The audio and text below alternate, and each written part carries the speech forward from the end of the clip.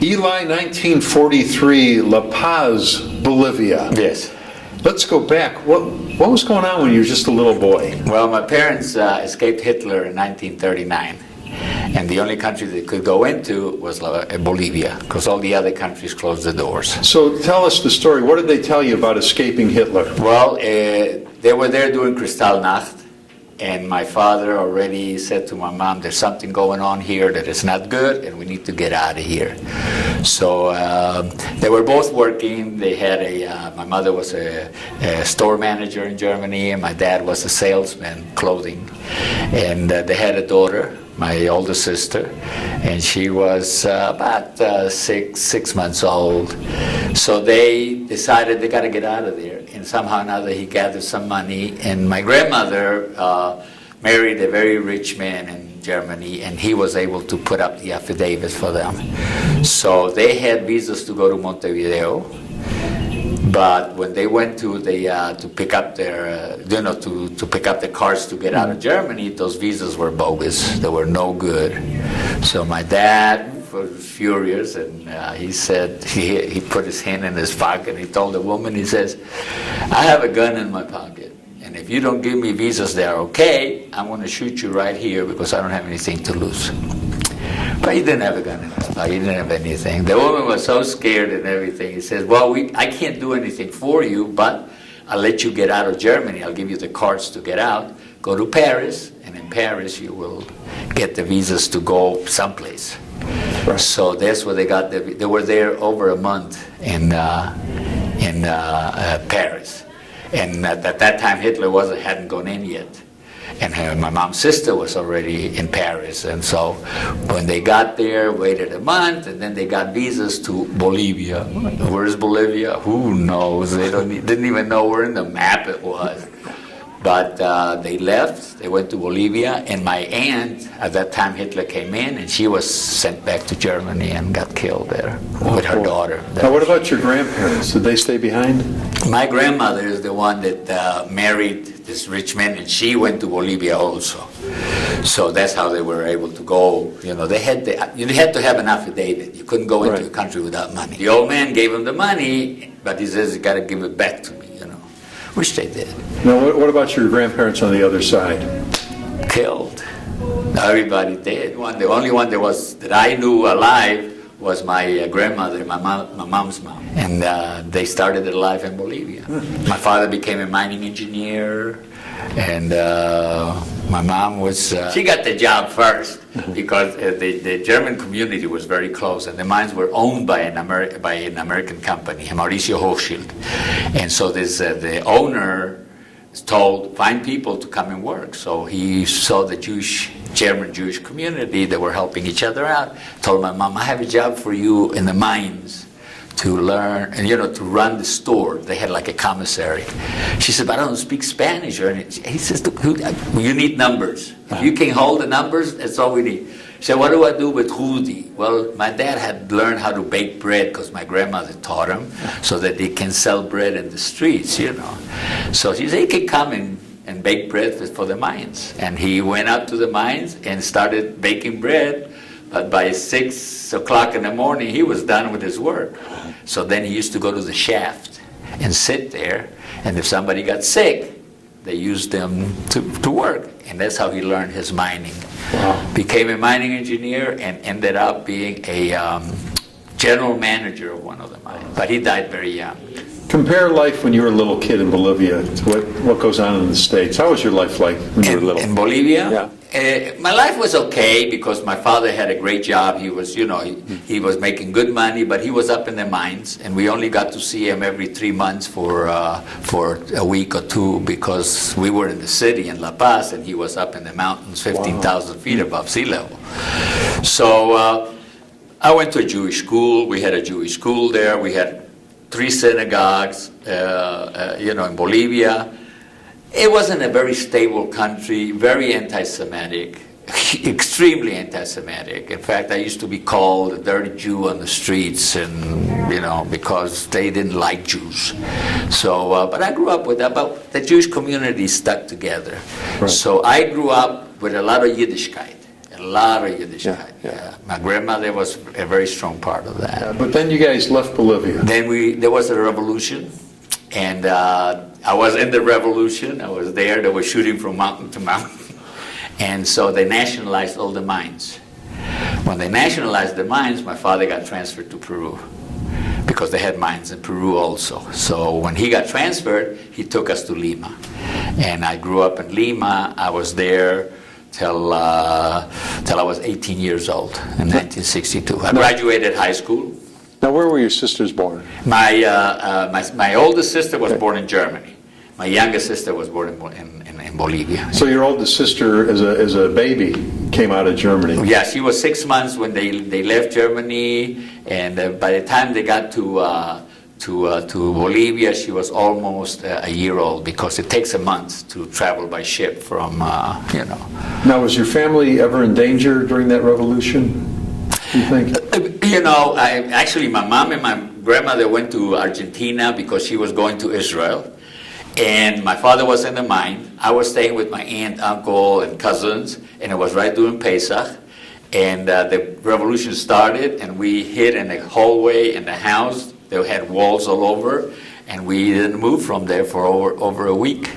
We had very little to eat. The meat was rotting because she was preparing for Pesach. And then when I went to when the revolution was over, Pastor Sensoro took over. I went to my room, which was upstairs in the third floor, and there was a bullet in my pillow. I don't remember a lot of things, but these little things were stayed with me. What was the revolution about? Pastor Sensoro, like Castro, wanted to nationalize the whole country and make it owned by the people, and it was terrible. Talk to me about Peru now. How was high school? High school was great. We had a Jewish school, and we had, I would say, about 500 kids in the school, from kindergarten all the way up. And it was a very nice school. We had, like Solomon Schechter here, it was the same type curriculum. We had Hebrew and Jewish studies and all that. And then we had the regular government required courses. And we were very involved. And, from the time that I was a little boy, like at about 10 years old, I started playing the accordion. So I did a lot of my music when I was a kid already. And so, I graduated high school, but I didn't make any plans for the future. My father died when I was 16 years old, almost 17, and he had a massive heart attack, and he just died. So he left us, very young, and my mom was only like 43 years old, and so my mom says, "So what are you going to do now?" I said, "I don't know. My dad always wanted to go to America." So I said, let me see what it takes to go to America, because I didn't make any plans to go to college. It was very hard to go into college over there. So I went to the embassy, the American embassy, and I said, what does it take to get a visa to go to America? And they said, well, you have to have an affidavit, somebody sponsoring you, or a job over there. You got to register with the Selective Service, and then that's it. I said, so how long before I get a visa? About 2 weeks.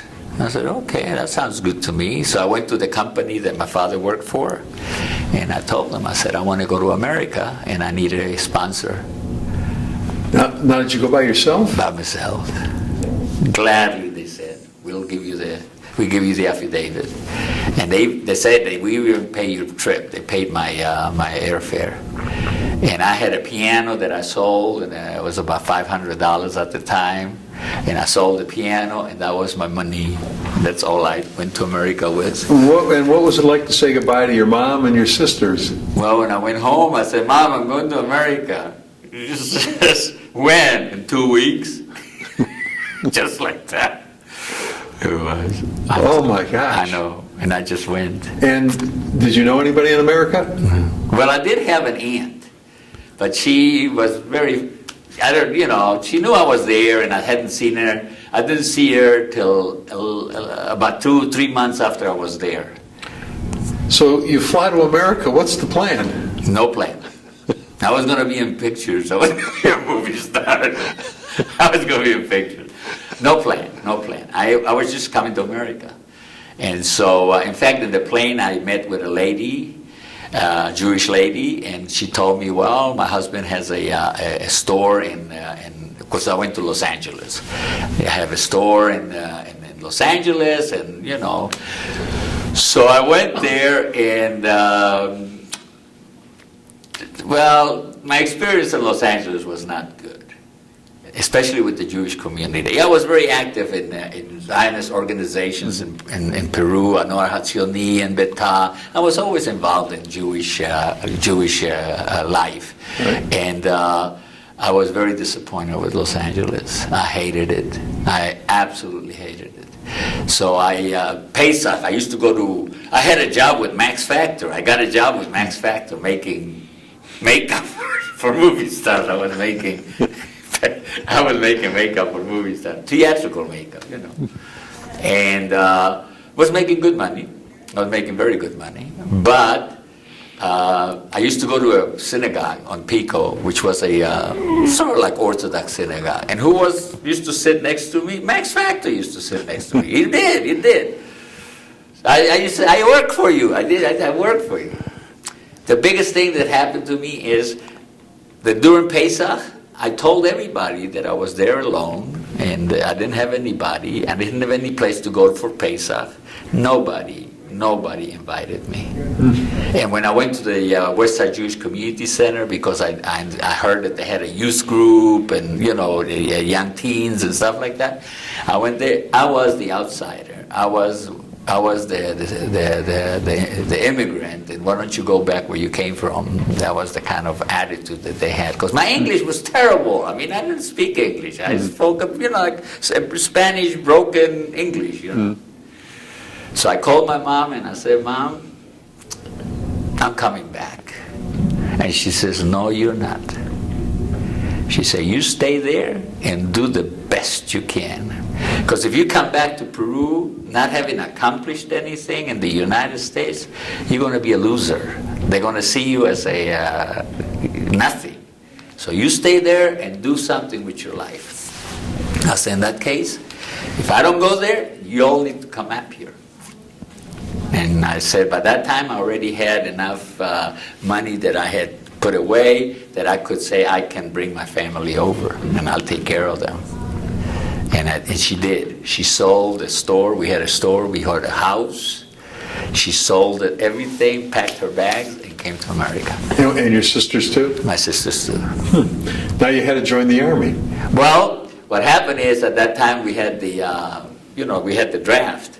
So I was working when I was working at Max Factor. I had vacation coming up. So I didn't know where to go. I was going to go to San Francisco, because I heard about San Francisco and all that stuff. And I told my mom, I said, I don't know where to go. She says, well, I have a friend in Houston, Texas, that used to be my best friend in Germany. And I haven't seen her in 25 years. I don't even think she lives there anymore. I said, well, let me find out. Picked up the phone and information and found her. And she invited us to Houston. You won't believe this. She invited us to Houston, and we stayed there about 2 weeks in her house. She had a beautiful house and everything. I met more people and did more things in the 2 weeks that I was in her house than I did in Los Angeles in a whole year. So when I went back, I said, Mom, we're going to move to Houston. I said, I have to give my 2-week notice with Max Factor, and we're going to Houston. By that time, while we were in Houston, we already met with the people there. We found an apartment, and everything was set up for us to come back. Because I said, this is it, we're going. And that's when my life started in Houston.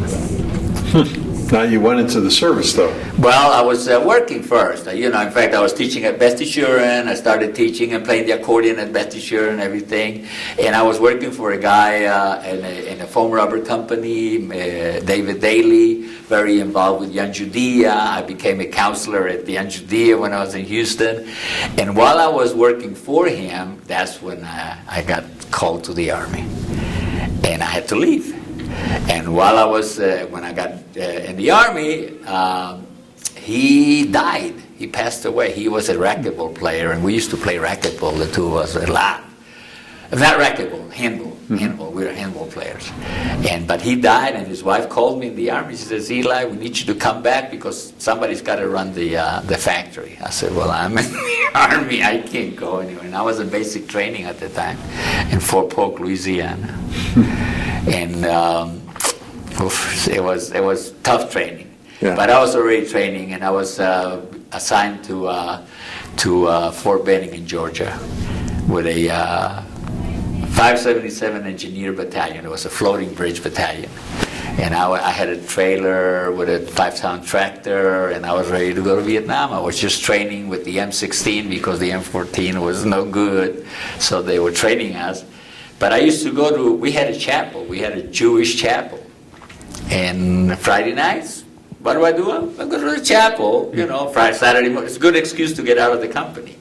So while I was going to the chapel, I'd take my accordion, because I had my accordion with me, and play it, and then I'd do services. From the time I was a little boy, I knew how to lead services. Right. That. So right before we were getting ready to ship, I get a phone call from Chaplain Greenspan. Davidsohn, I got a deal for you. I said, what's the deal? He says, well, I'm the only chaplain that is available to go to Vietnam with the battalion. And we don't have another rabbi coming in for 6 months. And we need somebody to run the chapel. We don't have a JWB, doesn't have anywhere. And you know how to do all that stuff. How would you like to be a chaplain's assistant, but you'll be in charge of the Jewish chapel? I said, well, if you can do that, no problem. Sure enough, he called Rabbi Levy in Washington, made the arrangements for me. They took me out of the 577, put me at headquarters, became a chaplain's assistant, and I was running a chapel for 6 months. Doing services. I bat mitzvah the girl, I had a bris, but I used to use the rabbi from town, from Columbus, Georgia, to officiate, because I was not I didn't have smicha. But yeah, it kept me from going to Vietnam that time. And what brought you to Dallas? Well, what brought me, while I was in the Army, when I left Fort Benning, they transferred me to Fort Sam Houston in San Antonio, because I was going to go with a hospital to a restricted area overseas. And I was working for a Baptist minister, and I was going to be his assistant, but I was going to be in charge of the Jewish boys when they shipped to a restricted area. But those orders got taken away, and I was in Fort Sam Houston without a job, without nothing to do, waiting on orders to go to Vietnam. The chaplain I was working for, Chaplain Quick, which was a full bird colonel, he got transferred to Fort Walters in Mineral Wells. And I was just waiting on orders to Vietnam. When you don't have a job, that's the first thing they do, is ship you to Vietnam. He called me up one day, he says, Davidsohn, what are you doing? I said, I'm just waiting on orders to go to Vietnam. He says, I have an opening here in Fort Walters and Mineral Wells. I have 2 chapels. I have a Protestant chapel and a Catholic chapel. And I have 10 crazy Jewish boys that want to be helicopter pilots. I don't know what to do with them. How would you like to be my chief clerk of this chaplain section, but you'll be in charge of the Jewish boys? I said, absolutely, no problem. So they transferred me to Fort Walters. And I said, instead of having services in the post, because I would have to bring a Torah and I would have to prepare, why don't you let me pull a bus from the motor pool and I'll take them to Fort Worth. It was only like an hour from Fort Worth. We'll go to service. We have 2 synagogues over there, Bethel and Hava Shalom, and we'll go to service. And one time when I went there for services at Bethel, I met my mother-in-law. I met Rini. She says, who are you? I said, well, we're from Fort Walton. She invited us to the house, and that's how I met Linda. And then, by that time, I already only had about a year left to get out, to get out of the Army. And I got out of the Army, got me a job with General Dynamics, and married Linda 4 months later. No, 2 months later. Happiest time in your life? Happiest time in my life? Let me tell you, happiest time in my life is right now. Why is it the happiest time in my life? Because I have I am enjoying my grandchildren and my children, and the see what came about over my life. Yeah. This is my happiest time. Do they understand or know even the trials and tribulations you had over the years? Yeah, they know everything. They're all aware of that? They're all aware of that. They're very, very much aware of that. It's very different the way you were raised with war raging around you compared to now everything they have in their palm of their hand, the technology. It was in the middle of Second World War when I was born. In 1943, that was the highest killing in Germany. 1943 was the worst year. Mm-hmm. So I was born right in the worst year. Yeah. But my mom said, do the best you can, and that stayed with me. An invention that came along, did anything come along in your lifetime that you went, wow, how did we ever get along without that? When I married Linda, I actually started working. Well, first I went to Houston and I lived there, and I was working in a furniture company there because I knew about phone, and it was a whole story. The guy wanted me down there, and I said okay. But then Jimmy Wish, publisher of the Texas Jewish Post, we had a baby, we had Amy, and they wanted the baby in Dallas, and offered me a job. Come and work for the paper. I said, okay, I'll come and work for the paper. Offered me a great deal and great opportunities and everything. I said, okay. So I started working for the paper. I was selling advertising and stuff like that. But I was also working in the production end of it. I was typing linotype. I don't know if you know what a linotype machine is. Lead. We used to print the paper with lead. So I saw the printing industry grow from linotype to Selectric to typewriters to blah, blah, blah, all the way to what I have today, which is the computer. Mm-hmm. So that technology has been amazing for me, and I love technology. I'm using it. I use it constantly. Yeah. Now, in your lifetime, you've lived through so many momentous occasions, obviously, as we've talked about. But then there was also over here, President Kennedy assassination, of course, the Vietnam War. Fortunately, you didn't have to go into the war. First moon landing in '69, something good. Oh. The tragedy at 9/11. Was there something on the national scene here that really affected you, where you took notice and said, I know exactly where I was when it happened? I know exactly where I was when everything happened. I know exactly where I was when we had the landing. I was traveling from Dallas to Houston, and I had to stop in Huntsville and go downtown to see, because they had the televisions outside. I went and I parked the car and I went to see the landing on the moon because I was listening to it on the radio, and I saw that. I saw Kennedy's assassination because it was my youngest sister's right during her birthday. And we were having a party for her, and I was picking up some tears for the party, little hats and all that. And I heard in the radio, President Kennedy just got assassinated. And so I stopped in a place where they had a television, and we saw the whole thing. Yeah. I was in Houston at that time. Your 4 kids, their names? Okay, the oldest is Amy. Right. And the second one is Reuben. Okay. The third one is Jordana. Okay. And the youngest one is Ethan. All married. You have the 4 children. They're all married. You have 9 grandkids. What advice does Grandpa have for the next generation? Let me tell you. For me, my whole life has been Yiddishkeit, keeping our Judaism alive, and that's what I've been teaching everywhere I went. I taught.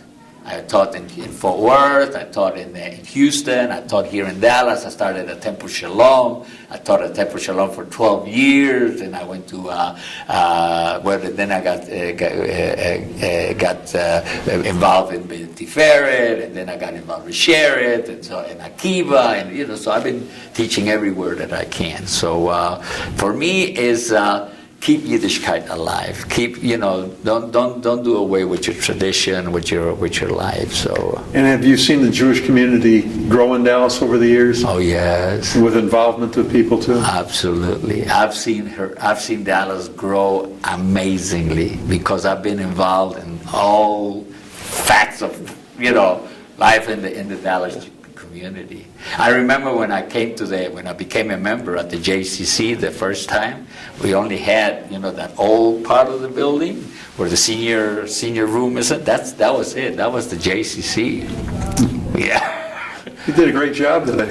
Uh-huh. Thanks for doing this, man. Oh, appreciate it.